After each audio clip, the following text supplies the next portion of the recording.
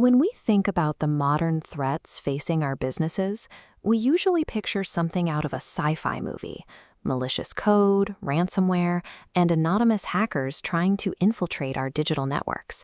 But if you examine the actual day-to-day operations of real estate brokerages, you will find that the most common internal control weakness has nothing to do with complex cyber attacks.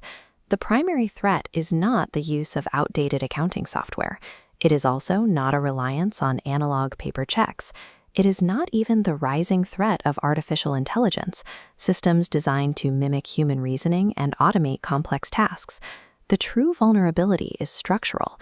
It exists anywhere an organization fails to define a clear workflow, leaving unchecked administrative power in the hands of one individual. The danger usually lives in a perfectly normal, quiet office setting, sitting at the desk of a trusted, long-term employee.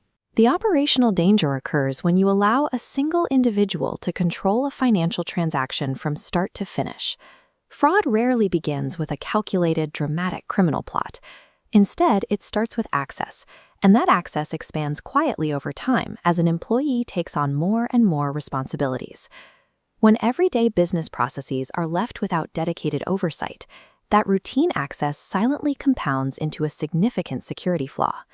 A standard financial transaction requires 4 distinct steps: creating a vendor, entering an invoice, approving the payment, and releasing funds.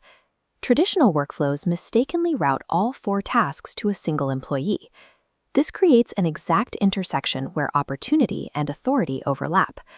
By consolidating these roles, the system loses all of its internal friction. There are no secondary reviews and no built-in checkpoints. Combining these specific responsibilities removes the guardrails entirely, allowing a single individual to bypass every internal check in the system without oversight. To fix this, we look to a concept known as segregation of duties. This is the mechanism used to break apart that dangerous overlap by splitting the tasks among different people. There is a lingering myth in business that implementing these strict internal controls means management doesn't trust their team. The reality is exactly the opposite. Segregation is an act of protection, explicitly designed to support your most loyal staff. By removing the overlap between opportunity and authority, you eliminate situational temptation.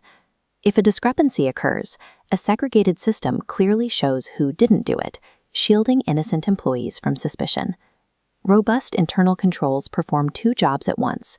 They secure the company's financial assets, and they protect the integrity of the people actually doing the work. At this point, small and medium brokerages immediately point out an obvious problem.